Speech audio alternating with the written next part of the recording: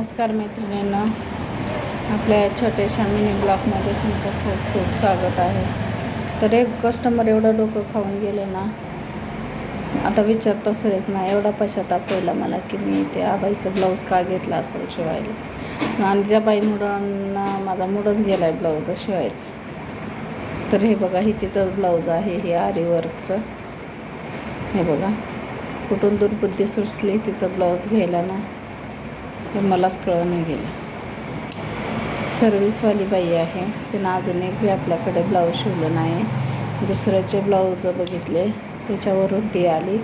आणि बरं असं बी नाही की आपण तिचं ब्लाऊज शिवून दिलं आहे आणि तिनं घालून बघितले आणि तो ब्लाऊज बिघडला, असा पण विषय नाही झाला.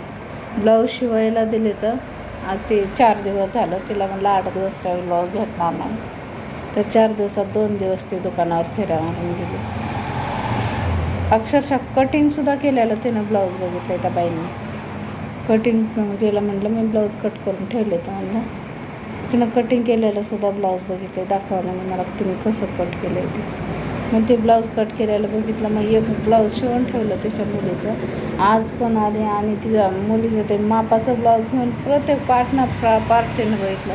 मुंड्याला मुंडा व्यवस्थित आहे का, बाहीला बाही व्यवस्थित आहे का, पुढल्या गळ्यापासून मागचा गळामधून घेतला ती व्यवस्थित आहे का, फिनिशिंग कशी आहे. आणि पुन्हा परत आणखीन तसं बोलत स्वतःच म्हणते घालून बघितल्याशिवाय समजणारच नाही, घालून बघितल्याशिवाय समजणार. म्हटलं मॅडम कोणताही ब्लाऊज असू द्या, म्हटलं घालून बघितल्याशिवाय समजतच नाही ना बसले का नाही बसले. आणि चुका काय होतात म्हटलं, एकतर लूज तरी होईल नाही तर घट्ट तरी होईल कुठलाही टेलर. अहो साधं तुम्ही लूज ब्लाऊज झालं तर असं बोबाटा करता की ब्लाऊज बसलं नाही म्हणून. आणि बरं शिवायला तुम्ही ब्लाऊज दिलेत, मी काय तुम्हाला म्हटलं नाही माझ्याकडं द्या म्हणून. आणि आज पण एक त्या बाईनं ना त्या दोरीवर टाकलेलं पूर्ण ब्लाऊज चाळले ते. पण मला आत्ता पश्चाताप व्हायला मी का घेतले असतील तिचे ब्लाऊज, नसते घेतले तर बरं झालं असतं. एवढं दुकानात शिरून एक ब्लाऊज बघायची फिनिशिंग ही ते तिची गरजच नाही.